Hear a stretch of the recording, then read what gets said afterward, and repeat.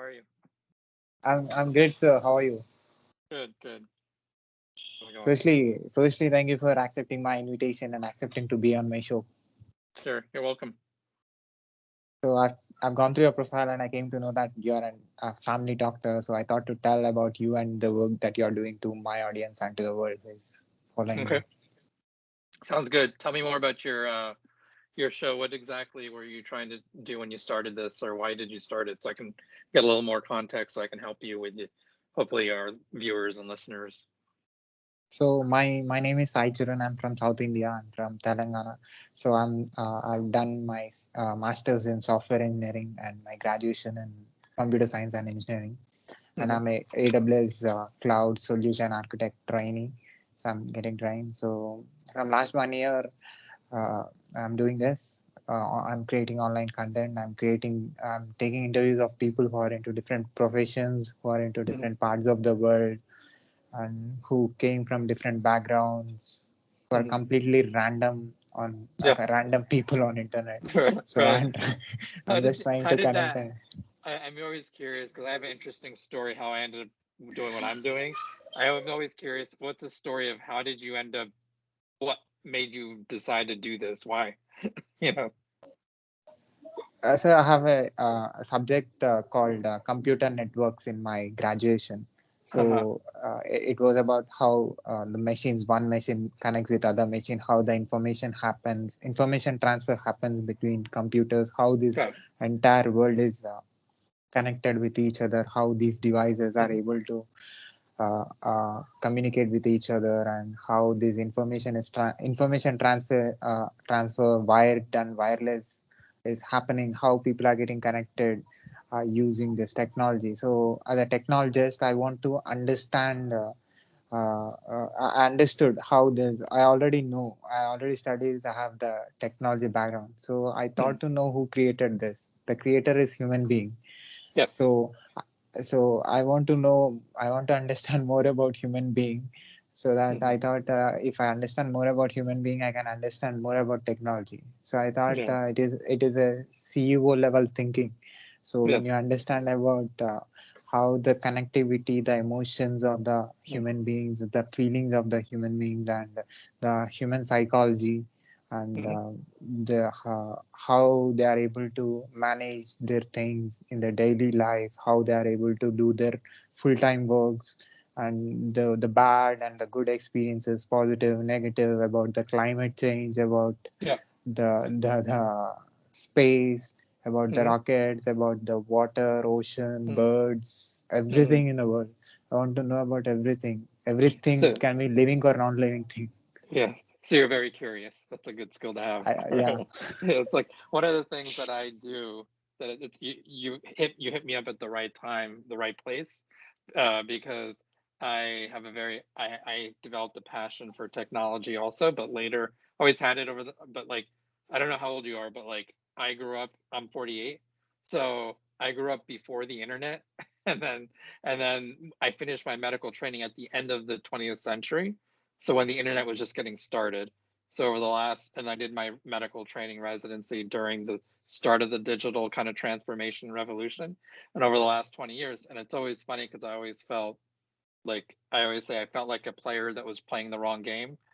Like I felt like I felt out of not like, even though like I was the medicine, I didn't feel like it was the right medicine for me, you know. So I always felt I was like I wanted to be a doctor, but like something just didn't feel right. So that kind of got me down the path of exploring different paths. And then the thing that accelerated it was, I mean, we can get into this later, but like my son, when he was, my wife got pregnant with him.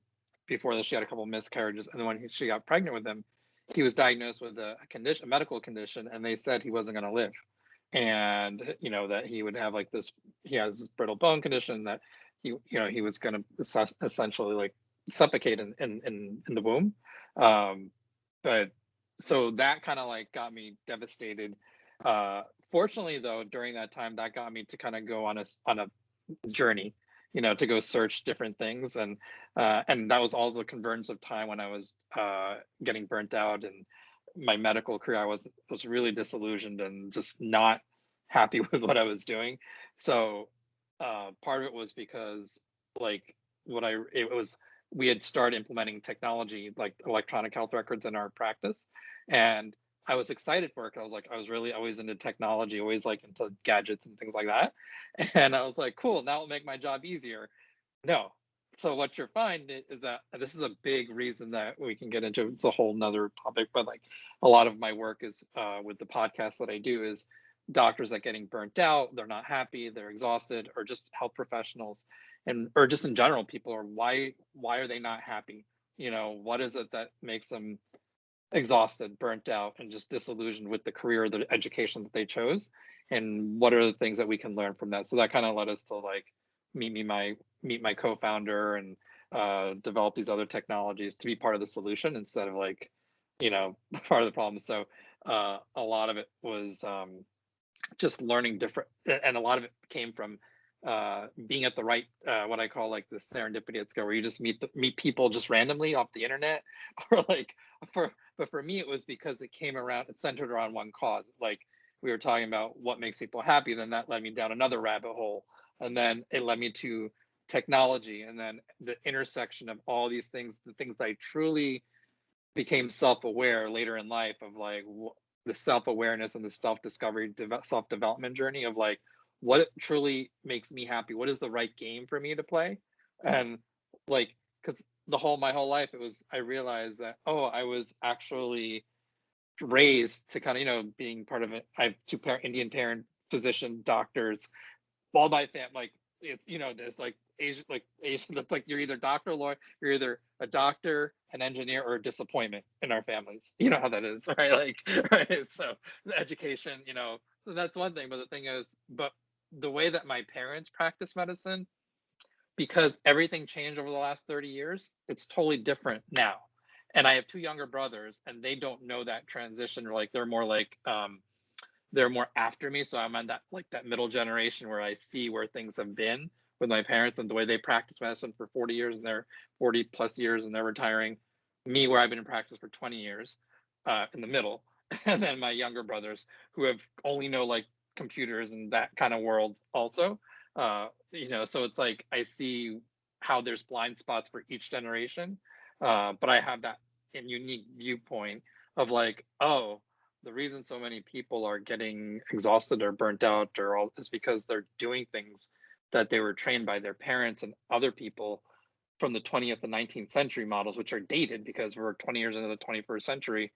And one thing that I like that you're doing is that one thing I talk about is taking ownership of your own education and your own curriculum. And when you and then and it's funny, it always starts as a side project. People don't think much. It's just something for fun on the side. But that turns out to be the biggest life-changing moments is when you do these kind of side things, being more creative and creating your own kind of content, creating your own community, and personalizing your curriculum education to what makes you truly fulfilled, excited, and curious. And that just feeds on it. And I think that's the key to really spreading the word of what we're doing, is what telling people, hey, you need to because people are they're so trained, this like whether it's engineering, computers, tech, healthcare, education, we are so trained for each step. When's your next exam? What are you going to do, right? And then you get tunnel vision into like, what's my next exam, right? And then what you find though is what's happening is people are not prepared for the real world when they go out into the real world, and they're like, wait, everything I was trained for, that doesn't apply now. It's like they're not being trained with the truly what I call 21st century skills. So what we want to do is we want to update that curriculum to a 21st century world for healthcare, like really a digital world. And that centers around just a little context. A lot of the work that we do with our podcasts and our content on social media has to do with improving people's skills so they're happier, healthier, wealthier, more creative, more fulfilled, and more excited in the work that they do to serve their communities. And I feel if we give the younger generations, like your generation as well behind mine, this new paradigm and model of like, hey, you need to know these new skills that nobody's teaching you in school. Like you need to learn about the business of your industry, because a lot of times doctors or just general people they're at the mercy of these third party, what I call third party leeches, because they're like 30, because they suck the life out of you and they drain you, and then you're always constantly paying someone else money, time, attention, your hard work. And I'm like, why can't we? The solution to that is to take your power back by creating these kind of spaces of what you're doing. You're actually well ahead of the game, because what you're doing right now, you may not see, it's like, oh, it sounds like, oh, I'm just meeting people off the internet around the world. But believe it or not, this is kind of what I did with my son's rare condition. I actually wrote a book, and it started by me just writing and creating some content, and then writing a social. I did an ebook, like a multimedia book, and all I did was interview people from around the world, just like you were doing for this interview right here. Like how you interview people, I interviewed people around the world, the same thing, but with their relation to his medical condition, because I wanted to learn about it myself, because medical doctors didn't know it at the time. And through that process, I learned there were revolutionary treatments and surgeries and therapies that he could benefit from. And we learned this while my wife was pregnant. So we connected from all over the world with the top specialists. And so this is a good story, which, the kid that we were told where was going to die in my wife's womb, um 12 years later, and we were told he would never eat, he would never walk, he would never thrive. He's currently in 7th grade. He's 12 years old. He's walking, he's running, he's thriving, he's doing well. He's a little shorter, but he has fractures, and he has fractures every now and then because he's a brittle bone condition. But he's had surgery and treatments, and because we started that whole process of just meeting people, starting that process of just creating that community and going on that journey. And I feel like this is very amazing in the world that we live in, because we didn't, like, growing up, I didn't have this. So, I'm kind of going on a side tangent here, but I get really passionate about it. I'm sure you can tell. So, so it's a success story. Yes, yeah. So he's doing really well, and then that kind of led me to, because after I wrote the book, then it kind of led me. It was that inner, when I was getting, it was like this convergence of all these stressors in my life, like my midlife thing, going to this, like, what am I doing? Like, my work sucks. I'm miserable. I don't like this. I have stress. I have this kid with the special needs. Like, how are we gonna get this thing? But just learning lessons from the communities, and then that led me eventually to connect with my current co-founder, who he was. So the same thing with him was, he was earlier in the process in his medical training. He was getting exhausted, disillusioned, and he was in last year medical school. He almost left medical school. He was getting depressed, and this is a big thing for students. And so he's decided his fourth year medical school. Well, he went to a retreat, and he just kind of meditated, and he had this kind of epiphany. Like, I'm going to start a podcast, and I'm going to ask doctors, like, what makes them happy? Like, are there any doctors that are actually happy right now? And if they are, what is their secret? So I can learn, and how can I teach other people? And it's the most basic. I think a lot of the things, one of my biggest lessons in life and training and all this stuff is, I can give to you and our listeners and viewers, is that when there's things that are most complicated, you do the most basic things, the simple things. Ask the most simple question, and it boils down to, just because sometimes we overthink and overcomplicate things. It's like, what do you really want? What do you want to get out of what you're doing? And that also comes down knowing, like, your whole, how they talk about your why, your purpose, your North Star, your mission. What do you want to get out of what you're doing? How are you going to make that your formal training, that all that time and work and sweat and blood and tears, all that stuff that you put into your training, how are you going to make that the most rewarding and effective? And I think that's the thing, like, that's going to really really be rewarding and make that impact that you want on your communities. I think one of the great things is that being able to do this, communicate through, like, online, and having, like, direct human, like you were saying, human psychology. So one of the things I always kind of tease my tech friends about is that I always tell them, I said, because I'm always complaining about the electronic health. I was like, what the problem with you guys is that I think you guys are brilliant, but exactly what the thing is, but you don't understand human psychology, right? One, two. So my point is that we do, because we deal with humans every day. We know how humans behave. We understand how to get humans to change their behaviors. And it's just what we do, every day. So my whole point, and I've been beating the drum on this, is like there's this thing like in every other industry, technologists and computer people, they tend to it's like they tend to create things that people, without asking people, they say, well, we know what they need. I said that doesn't work in the human sphere. Okay. Like, because what I'm talking about, like in healthcare especially, there's this thing that we're going to create this app and it's going to save their lives. Or I'm like, what you don't understand is healthcare is extremely complex, nebulous, and has a lot of different nuances and layers to it. And it's also compounded upon a layer of human behavior and psychology. And people are fickle, and people are just all over the place. So you really have to understand psychology, anthropology, sociology, human dynamics, relationships, communication. These are all part of that curriculum I'm talking about. That a lot of students today don't get that curriculum, where it's, how do you communicate online? How do you communicate digitally? How do you communicate face to face, right? Like, these are really kind of skills that they're kind of soft skills, quote unquote, but these are part of it. But so are the hard skills, like knowing how you get paid. How are you compensated? How do you make sure that you're not being taken advantage of? How do you know that, like, how can you get the leverage in your negotiations? This is stuff like there are things that nobody taught us in medical school. Like I could talk about like for hours about this, like finance. How are we getting paid? And the reason that, or in school, and especially in the U.S., they put people in a hole because they put them in hundreds of thousands of dollars of debt. So you have like this kind of like you're always in the hole. So our thing is, what we want to do is change it so that you're not in the hole. So that, like, because the biggest thing is having that debt that, like, you're always kind of feel like you're kind of like bailing water, right? It's like never getting ahead because you're always kind of like trying to, you can't do this. Like, what if you really want to do? Well, I can't do that because I have like hundreds of thousands of dollars, so I have to stay here, or like a golden handcuff kind of thing. So we want to, one of the things I learned or kind of realized is that it's important that we give these skills early on, because this is stuff I only realized in my only recently in my 40s now, after 20 years of practice.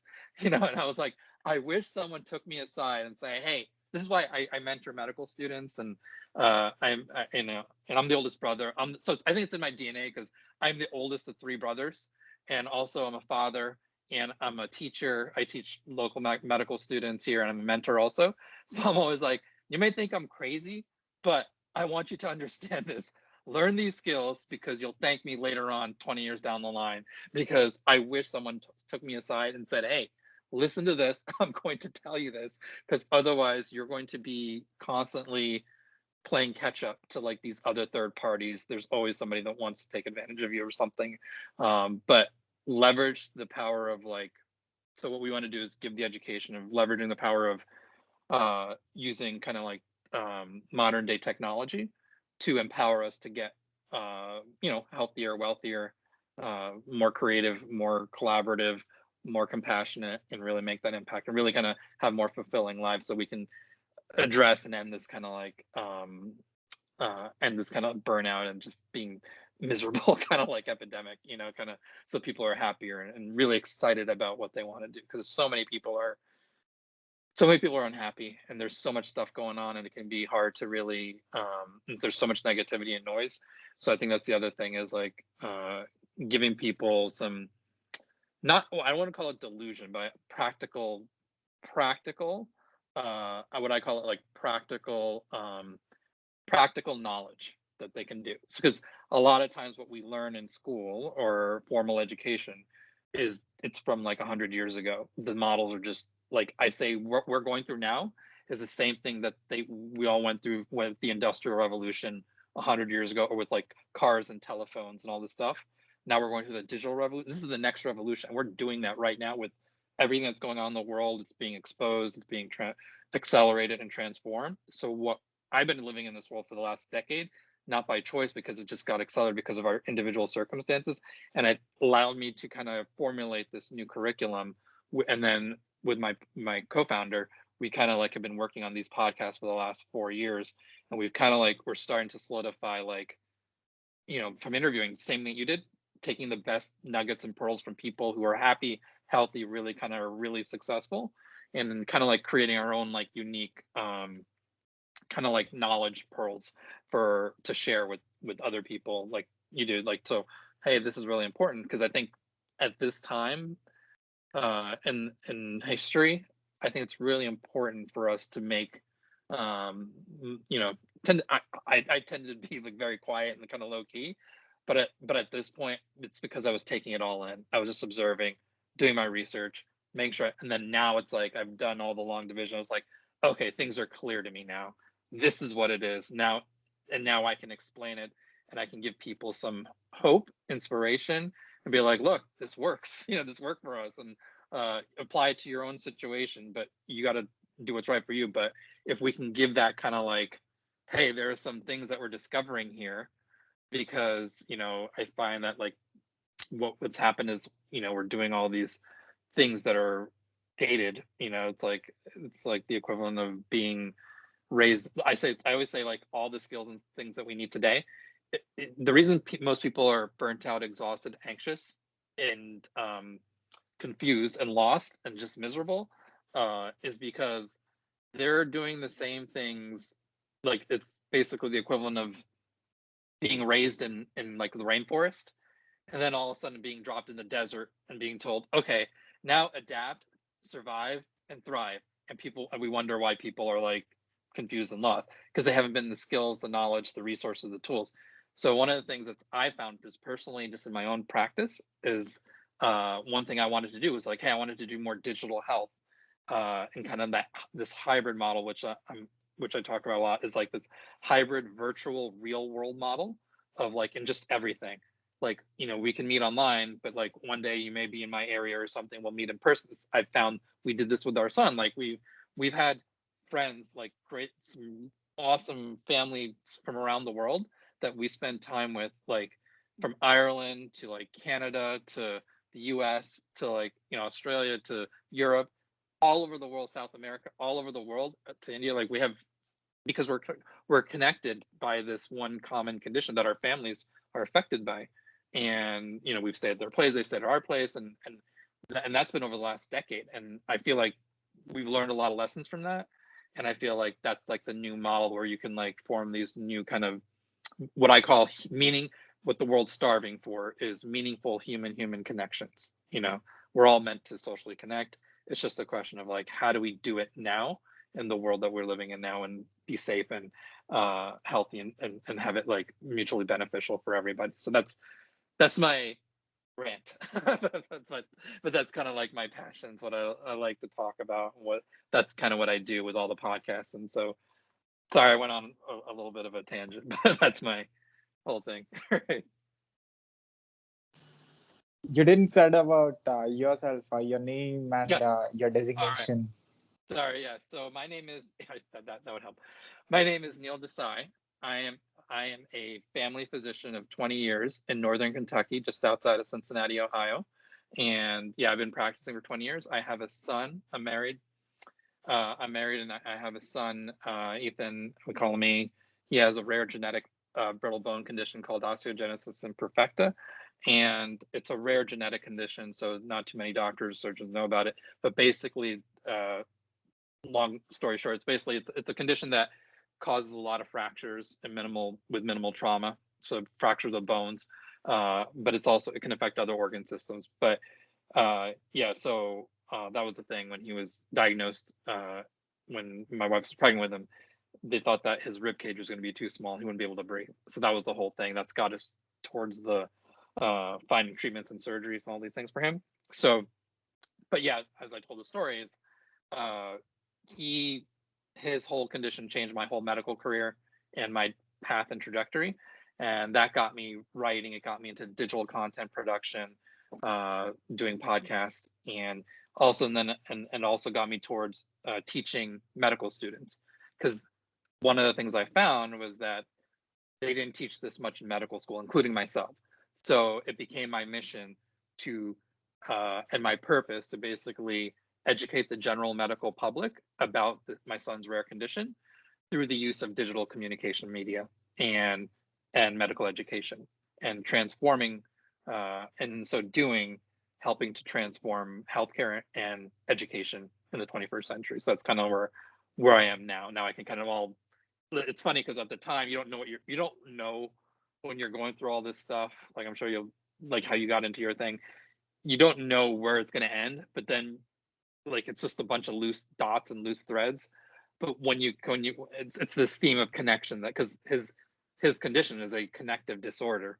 So one of the things that with things being disconnected, my whole theme of my life is basically meaningful connections. It's all about connecting. So online, digitally, his medical condition, people, um, connecting healthcare, connecting education, all the digital kind of communities. That kind of theme of connectedness is really, if I had to say one word, that would be it. Yeah. So basically, long story short, that's kind of all this kind of what I do is I do multiple things. I say I'm kind of like a polymath or like a Renaissance man. Like Renaissance man, I kind of have like multiple interests and my hands on multiple things, but it all makes me very fulfilled because what I feel is that like for me it was more like I feel like I'm all that medical training I was doing. It's like I'm feeling that it's truly making me rewarded for doing I wasn't in the right I was right next to it, but I wasn't in the right exact field. I mean, I do like it, but it was more, but because this new kind of area of like the way what I'm doing now is like this digital, I'm in like technology, digital health, digital education, multimedia communications, as well as the intersection of something that personally affected me with my family, uh, being able to make that impact where I have that you have that kind of Venn diagram of like the things that you love, things that you're good at, and things you can get paid for, and things that you can make an impact on.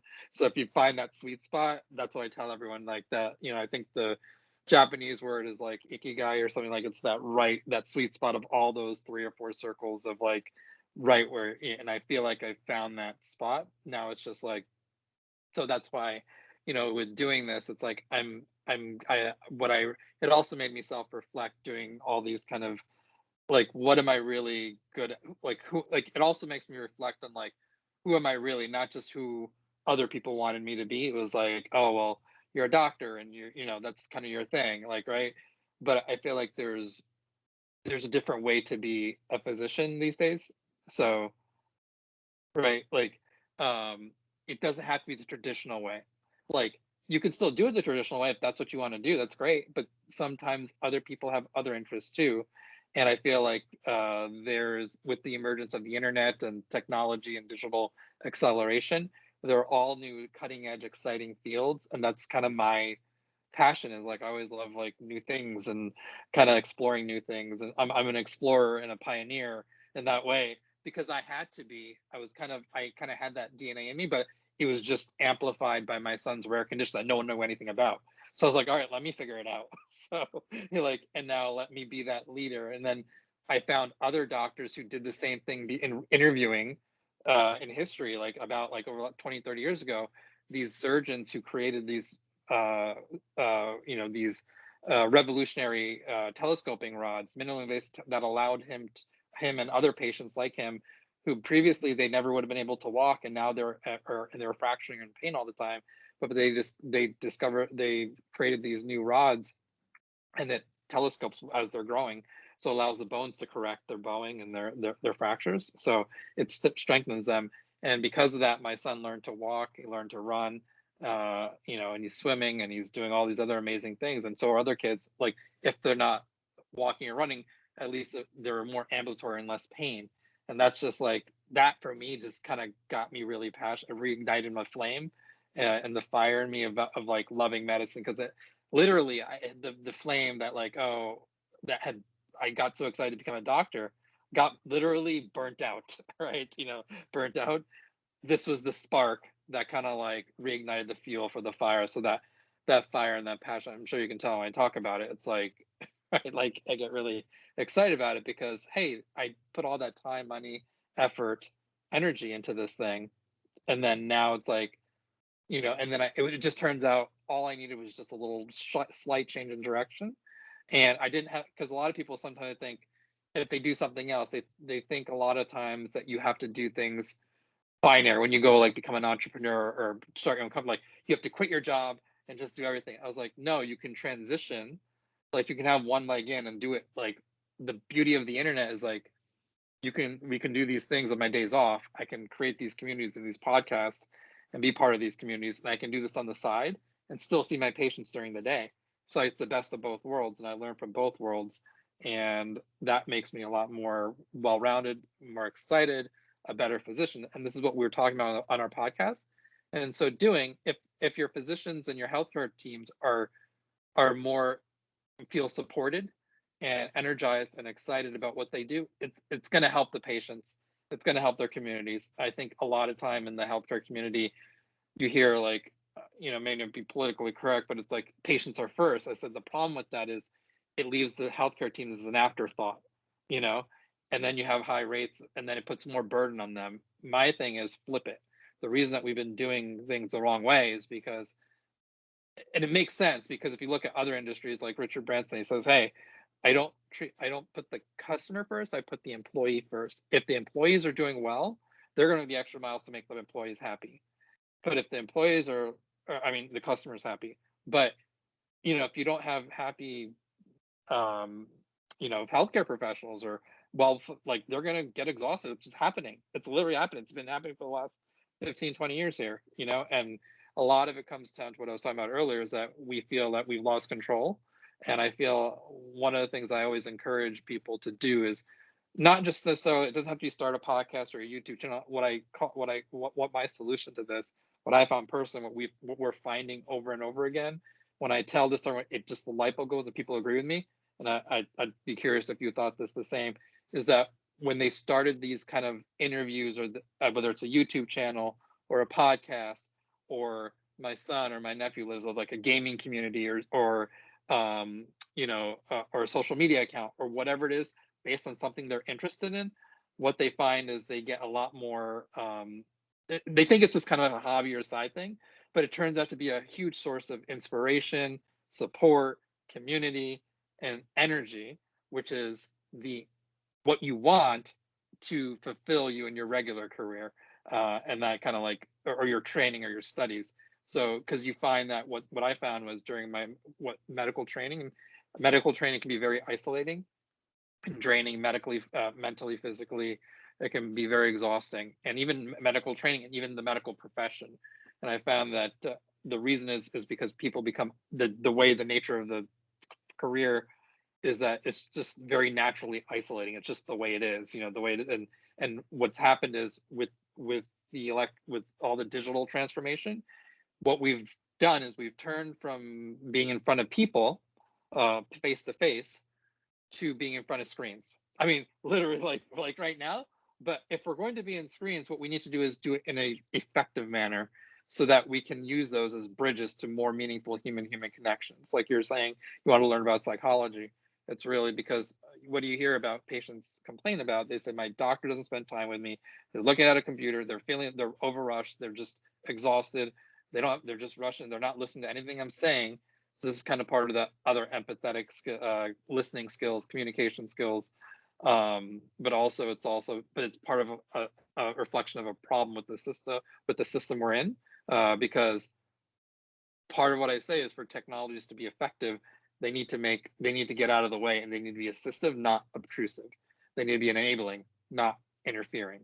And I feel like the beauty of what we're doing here, just spontaneous, is that it's a third, like we're using this platform, which is free, to connect, and we have no third parties interfering with us. Like nobody's like, we have nobody.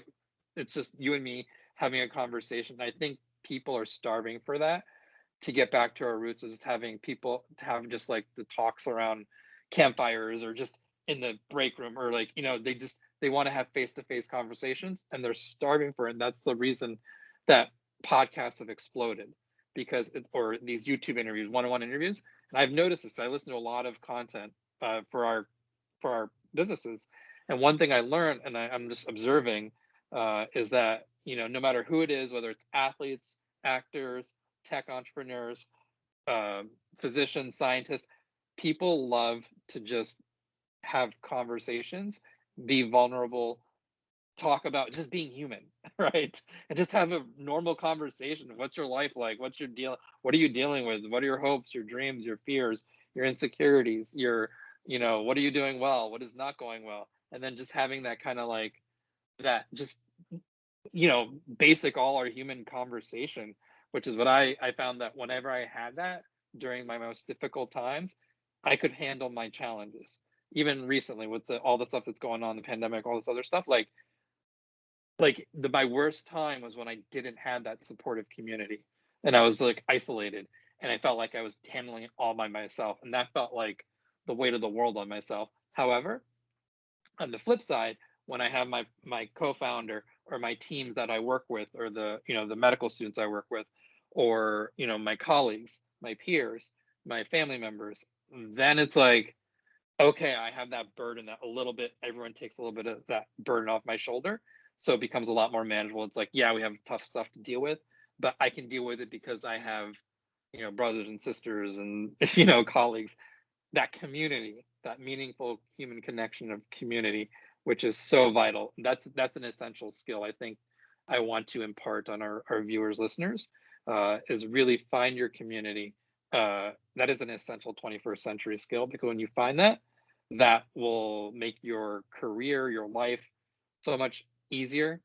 And like, because it just opens up doors also. It's like just other than just the pure having someone's company and someone to talk to, just that value, that's time, that's priceless.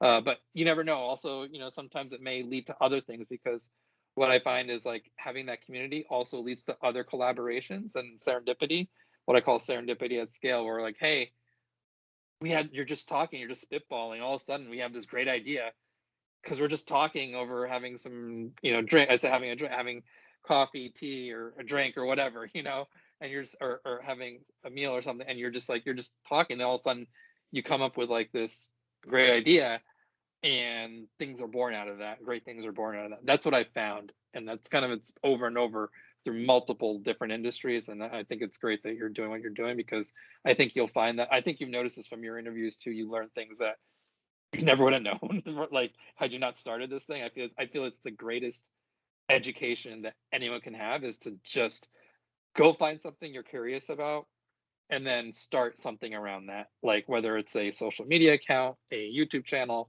a podcast. And you don't have to be an expert. You can just be a student. Like, hey, I'm just trying to learn something here. And if you just say, and you learn that, you eventually, just by that kind of absorbing that knowledge, eventually you, after days, months, years of like learning this stuff from other people and experience other people's wisdom, you become eventually the authority and wisdom in that field. And that's kind of what I can now say, that for me, like I didn't know anything when I started about my son's condition. Now I can say I know most because it's so personal to me and I've interviewed so many people. I know about his condition more than 90 to 95% of any medical professional. Like, hands down. But that took over a decade to learn that knowledge because I had that, I see it and I've talked to people who have it. And so what you find is that you find this unique special, you find your own specialized knowledge curriculum. And I think it's unique to every person. Like if you're in your computers, if you like cricket or baseball or basketball or whatever, whatever technology, whatever it is. And I feel that like when you kind of what we call like skill stack, you become that unique authority on that particular those levels. Like no one else knows this amount about technology, healthcare. Like for me, it's like nobody knows about OI, rare diseases, technology, healthcare, family medicine, primary care, being a father, being an immigrant, all this. Like I have this unique, like everyone has their unique kind of Venn diagram. And then what's really cool, I think, about with what you're doing, what we're doing, is that you leverage that and you attract, as opposed to, I feel like in the 20th century, in the past education, you're always kind of chasing something else, right? When you're always chasing something else, then you never really have a sense of control, um, confidence. There's a lot of fear, insecurity. Am I good enough? That imposter syndrome. Am I as good as the next person? Who am I? Right. So this is the reverse. And then you constantly feel trying to compete with everyone else to be better, to prove yourself. This is the reverse, because this kind of is a natural, because you created it out of your true authentic interest and curiosity of your own personality. And what you find is that, wait a second, instead of in a fake world, you're actually being rewarded with a community that you are attracting. The key thing to this is being authentic. The word gets overused, but what I mean by that is being authentic in what you truly think and express, not and understanding that not everyone's going to agree with you or like you, but that's fine. The good thing about that is you filter those people out and you attract the community that will truly support you, be encouraging, which is what I think everybody needs. Like, everybody could use a supportive community and cheerleaders, because it's like, life's hard. Like, you don't want to go through it alone.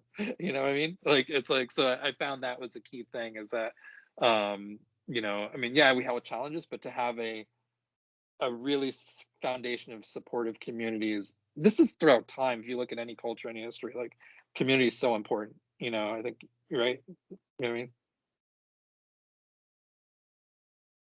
So after understanding what happened to your kid, and after collecting so much information from different sources, so you came to know that there is a solution for this, and there are a lot of point of views. Hmm. Uh, so I'm sure you might felt better than what I felt, because I'm not into the physical thing. I'm just Hmm. trying to understand. My concept is exploring minds. Yes. You are you are Well, exploring actually, something which is, yeah. yeah. Sorry. Actually, so that was the physical thing. Same thing. That's it started with the physical thing with me, but then it evolved into the mental thing. It wasn't the whole picture. So for me, that's where it started. But I'm glad that you're starting with the physical. It's all interconnected. It's all right. Mental, emotional, physical, spiritual, creative, wealth. All these things are kind of part of the same system. We want to, like, make sure it's whole, because you don't want to be lacking in any. But that was my entry point. It eventually evolved into the mental part when I connected with my co-founder. So his thing was, he's a psychiatrist, and and he was a fourth year medical student, and uh, now he's a psychiatrist, and he just got his dream job. He's working in Hawaii now. Right. So, and he's like, and that was like, so when I met him, he was in his fourth year medical student. Like, we've known each other for, let's see, 2000, like, almost 5 years now, or 4.5, 5 years. And he started his podcast, which is the Happy Doc podcast. And it was about what makes happy doctors. And it started with just interviewing different people, like, what makes people happy. Right.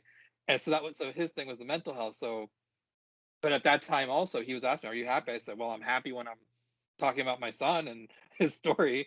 So, but I wasn't happy at work at that time, because a lot of it was because of frustration with technology and the system, and I just felt lost and not confident, and just burnt out and exhausted from all the workload and just the workflows. And then it got me thinking. I was like, well, what is the problem? So then that got me with to be part of his podcast. I started writing about, like, the way I became the guest recruiter for his podcast. Like, I said, all right, let me go find different doctors who are doing cool creative things. And I asked them, are you happy? Or do you like enjoying are you a writer? Are you a podcaster, a YouTuber? Do you have your own business? Are you an entrepreneur? What do you do? Are you a cook? Other than just being a doctor, what else do you do? And are you an artist? And what I did was I started writing profile. I started writing, so like blog posts. So I did the blogs, profiling these, like, what we call, like, I called at the time, medical artist, the art of medicine, but eventually became like medical. But now I guess then they switched it over to medical influencers. But I called it more like, I like to use it more like the term, like, medical artist, because you have a gallery of all these medical artists that are practicing the art and science of medicine. And I feel that's where the sweet spot is. You need to really do the science and you need to practice the science and art of your craft. So it's that intersection of science, art, and science. And I feel like the more creative that people did, the more fulfilled they would be, in doing what they're doing. And that's kind of like a lot of the work that we do. So that got me thinking more about my mental health, and working on self-development. Because when I was growing up, here's the thing, like when I was doing my training, there was a huge stigma, and I think there still is somewhat, but like it's lessening. People didn't talk about mental health when we were in medical school, or like it was taboo. You didn't. It was just like it was an embarrassment, and you're like, and you're not supposed to talk about that. But I'm glad to see it like this next generation say, no, this is really important, because it is.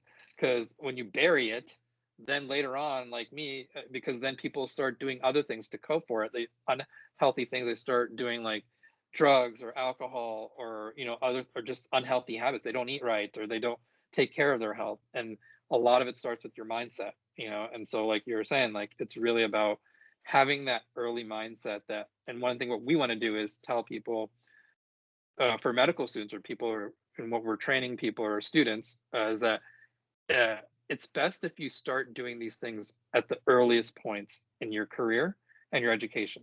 Because what's going to happen is if you don't, you're going to be sucked into the system and then you're going to get lost and you're going to forget all those things because you come into the system with like, I'm going to eat right. I'm going to be, mentally, physically, all this stuff.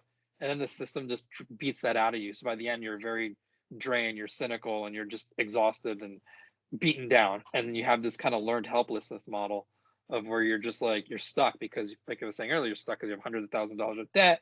You have to pay your bills, then you end up having family to support, you have other things, other obligations, and you lose control and you wonder like what happened? Why did I go into this? Until you have that kind of late kind of crisis and quarter life, midlife, third, like, what am I doing? Why am I doing this? Or something happens. Or for me, or for us, it was like what we found, it was a major life event, like traumatic event, like my son's diagnosis. For him, it was like he just hit the wall where he got really severely depressed and was thinking about leaving medicine altogether. So it really you hit these critical junctures because outside forces force you to reckon with that reality of like who are you who are you really, what's your purpose, like all those those big questions in life. What is why are you here? What do you want to do? What do you want to leave with your legacy? And I think that's really important that people start understanding that early. You don't have to know, but you can just when you're in your 20s or when you're in 20s 30s, it's still you're still figuring it out. But like I feel like if you start asking those questions early on, you don't have to have the answers, but you have to know what the questions are.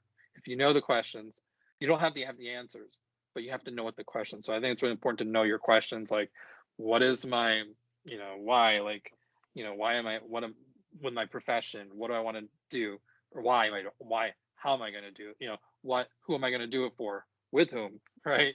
How, all these are really important things to learn, and these are the things that I think people don't really think about until just randomly other people bring it up or later just kind of serendipitously, like you may be learning this now or from other people may have told you things, other guests have said, I never thought about it that way, and then you really learn these things. You're like, oh, and it makes you better. I feel like it makes us all better if we learn these, how to be mentally better, mentally healthy, emotionally healthy, physically healthy, better in our relationships, better in our with our communities. I feel that will really make the biggest impact and legacy doing that. So having even understanding, even if this is like your entry point, just doing, you don't have to know it all. This is great. It just keep learning and then it evolves. That's the best part, is that, what you find is you'll learn something else and you'll get excited and you'll learn something else, but this is stuff that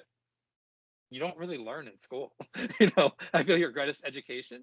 That's why I think it's great, because I feel like it's almost like taking us back to the ancient days, uh, when you had like an apprenticeship, like a mentor or like a senior, like that person that took you under their wing, and said like, hey, let me take you aside and teach you. Because that's how healthcare and a lot of fields are. It's always been an apprenticeship. It's like, let me show you my craft. Let me teach you some lessons, things that you may not have ever learned. And I feel with our world, sometimes there's a tendency to get stuck in silos in front of screens, and you lose this kind of like human interaction, because that's where your greatest education really occurs. That's why I say with my technology friends, the greatest interactions is when you're in the trenches on the front lines and you see me practicing with other humans, like practicing medicine. because it's one thing to write an app or code or something online, but you need to see how it looks, because otherwise it's the equivalent of making a cockpit for an airline pilot without ever talking to the pilot, right?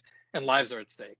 So that was my big revelation. I said, even me, I didn't know how to explain it, but then you learn how to communicate. For me, how to communicate effectively my message and things like that. And these are really important skills. So I think that's really important to even if you're just starting, just to learn mental health. But what you'll find is then that will branch out into other things, which is good, because you just have to start somewhere. What I always tell people is just start. Don't worry, don't overthink it, because I think the other thing is they over really smart people. I feel that I've noticed they tend to overthink really simple things, right? The most it's not that complicated. They're like, but wait, but it has to be more complicated. I'm like, no, it is the way I basically use the analogy of what you're doing, what we're doing is like, what it's like? It's the exact opposite of what we do in the real world, quote unquote real world, like seeing patients, like, or being in school. Like, you have this is more because you want to make sure you're very precise. Like if you're doing surgery, you want to make sure you do everything right. You make sure that you have a good outcome. This is the exact opposite. This world of just creating content, it doesn't have to be perfect. Obviously we have technical, it doesn't matter. It's more like what I call, it's the equivalent of the scientific method. You try something, it doesn't work. All right, throw it away. Next experiment. You experiment.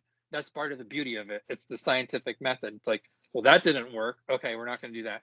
This thing, we're going to work, so we're going to keep that and keep doing it. And then you just keep doing what works, discard what doesn't. But you don't lose sleep or worry about, get over anxious about, well, this technical thing didn't work. This app didn't work. Or it's like, don't worry about the small stuff too much, because what you find is that stuff eventually works itself out in the long run. So, main thing right in the beginning is just starting and being consistent. And I think that's a key skill set, is really just being consistent, and patience, and long and delayed gratification, and just waiting, and then observing, and then trying to improve, and being patient for the long game. That is my biggest advice for people who are starting. If they're thinking about starting, I said, just start. No regrets. Like, you'll find, and don't get attached to the results. Don't worry about the results. Like, I know people want to be successful. They want to get that number one podcast, number one video, billions of views, whatever. But it's that stuff. You know, I find that if you don't worry about that stuff and just enjoy what you're doing, be present in the moment and the people that you're with, I feel that stuff kind of works itself out eventually over the long run. That stuff usually tends to work out. And if not, like, at least you learned something, or you learned some important skills that can help you for the next project that you want to do, or life skill or relationship or whatever. There's so much, I think there's so much, like, layers of benefit from creating your own curriculum and creating your own career, what I call creating your own path, and living in what I call living in boxlessness, where you are truly destined to play the game that you were meant to play, at the position you were meant to play. Because that was my cautionary tale, is that I was basically raised to be a shortstop for a baseball team, and it turns out I was a legendary point guard for a basketball team, because that was my true calling. And I was like, and now I found, I'm like, oh, someone put me in that position. I'm like, this is it. I was like, is this what it's like to really truly be excited about being a doctor and learn things, and find all, like, for me it's obviously like podcasts. So it's like, wow, like audio medium, digital, anything digital, any industry, I am fascinated with it. Like, I just can't get enough of, like, this digital world. And I feel like I was living in that analog world, and I was ahead of my time, and I didn't feel comfortable. And now that, like, I'm doing in my practice, I literally implemented, like, almost half of my practice is digital health, and it's half is like virtual health, half is real life, and it's this hybrid. And patients are happier, my workflows are happy. It's like I'm getting compensated more for less documentation and burden, like all that inefficiencies. I've bypassed that, which helps my healthcare teams. Patients are happier, I'm happier, I'm getting paid more for and being efficient and finishing my work in half the time, which was totally unimaginable about a decade ago. Which is also what I was also saying. Hey, we need to do this, but people are finally listening, and so being able to do that is basically allowing me to finally be. It took what, like 20 plus years, but like, okay, this is what I wanted to do, But so that's why I want to educate and tell the younger generations, hey, don't wait 20 years to figure this stuff out, you know. So I would tell you guys, hey, like, look, if you do this now, create your own content, and it's easy. Like, do what you like. I'm sure you can teach other. You'll be an inspiration and an example for other students and other people. Hey, like, because you have all this new knowledge, and I think it's great you took that initiative. I think that's what people need to do. Really get clear on what am I curious about in doing that, and you take that initiative. Um, the rewards are just exponential, which is amazing. I mean, and it's not always financial because people think, well, what are you getting? I think people undervalue things they can't touch, like the intangibles. I think that's a key thing in this world. Like, I talk about human connection, knowledge, right? Skill sets, like wisdom. These are things that you can't really put your hands on, but when you get it, you're like, this is amazing, right? You know. So I have one last question. So what was your mindset before the podcast of yours and after podcast of yours? Yes. So before the podcast, I think my mindset was more one of um, desperate. What's the word? Feeling overwhelmed, out of control, like loss of control. Uh, just feeling insecure, not confident, um, unfulfilled, miserable, right? Uh, just just lonely, so all the negative things, like bitter, right? Just angry, frustrated. I mean, any negative emotion you could imagine. That that was my mindset, and it was very toxic and not good, not in a good place, and it made me do things that were out of my true character. I'm not. That's not who I am, and it made me just not happy or not proud of who I was as a person, or just position. Like, it wasn't me. Like, that's what I can say. It was not me. It was not the real version, authentic. It was I don't know. It was just the worst I would say the worst version of me before the podcast. After the podcast, it's I'm sure you can tell now. It's made me feel more confident, in control. Um, just happy, obviously, more fulfilled, more excited, more energized, more grateful. What's the other word? More wise, right? Healthier, mentally, physically, financially. More. Well, yeah, grateful. What was the other one? Just more creative, more connected to my true authentic self, and I feel like the best version of myself, and that's given me the courage to take action and to do more and to put myself out there more and to kind of truly be the true version of myself, and not be the true unapologetic version, best version of myself. And not only that, but not care what anyone thinks, because that was the biggest hurdle too as well. Like, it was more like I was doing it for other people, and sometimes my closest members of my family, or friends, or it was a real big hurdle and obstacle, because I think that was a big thing. It was like, oh, what will other people think, or what. And getting past that. But what I realize is, when you do that, even if it doesn't matter, and if you stick with it and you're clear in your convictions, people respect that, and then eventually not, and they respect it. They may not agree, or may not understand it in the beginning, or they may not really get it, but eventually what they do see is the new version of yourself. And when they see that, then they like, I don't know what it is, but then they'll kind of like, whatever it is, which is really the podcast, or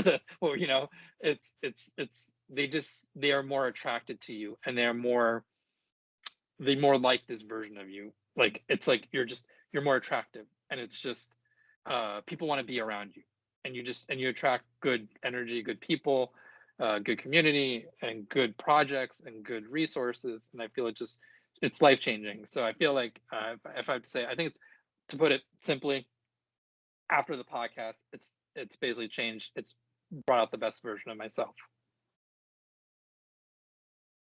So one single line to everybody who is watching and listening to this conversation from anywhere on this planet. Hmm. What was that again? Can you repeat? Sorry. One single line, one pure thing that works for everybody who is Okay. into any profession, who is into any Hmm. country, who have Yes. any kind of experience. So that works for everybody if they follow this thing. So as a physician, what do you say? I would say, so one best piece of advice, best line of advice, is that what Yeah, you're asking? Okay. yeah. From your Uh, experience. from my experience, let's see. There's so many. Let's see. I would say,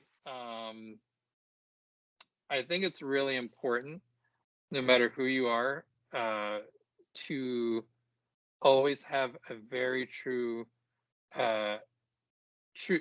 You are the average. I'm gonna make a twist on this. You may have heard this line before. You are the average of the 5 people you spend the most time with.